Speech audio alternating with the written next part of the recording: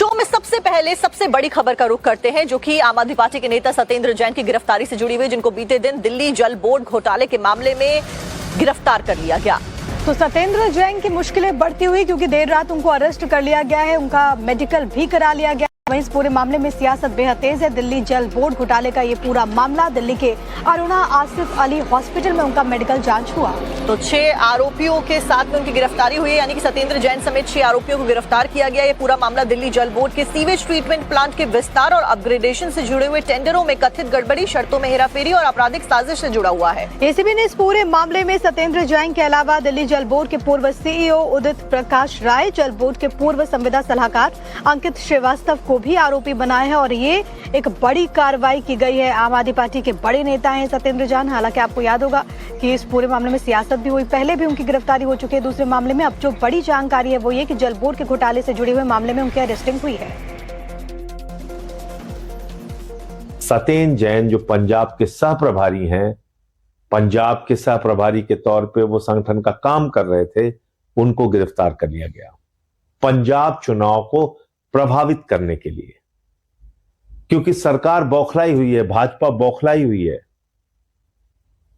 मोदी जी और अमित शाह को समझ में नहीं आ रहा कि पंजाब में क्या करें।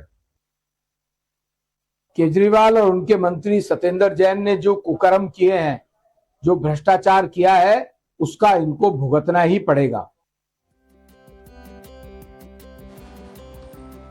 और गिरफ्तारी के बाद सत्येंद्र जैन को दिल्ली स्थित एंटी करप्शन ब्यूरो के दफ्तर में लाया गया, जहां से हमारे सहयोगी मोहित ओम ने एक रिपोर्ट भेजी है, आपको भी दिखाते हैं।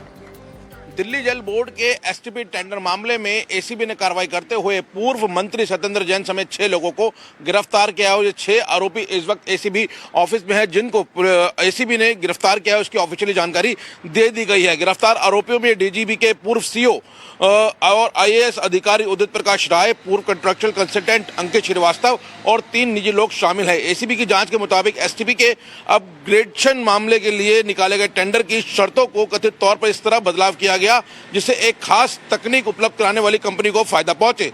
जांच में यह भी सामने आया कि प्रस्तावित पायलट स्टडी नहीं कराई गई और जो शर्तें थी टेंडर की, उसके अंदर कई बातें जो हैं वो शामिल नहीं की गई। मामले में करीब 1 करोड़ 52 लाख रुपए का कथित रिश्वत लेन देन की जांच हो रही है।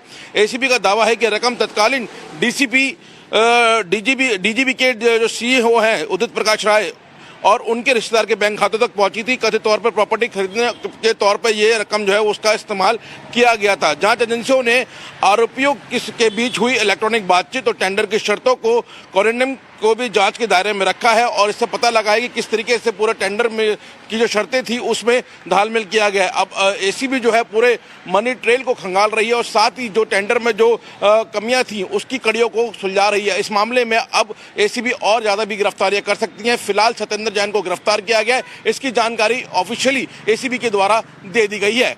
कैमरामैन तनवीर के साथ मोहित ओम, टाइम्स ऑफ भारत, दिल्ली।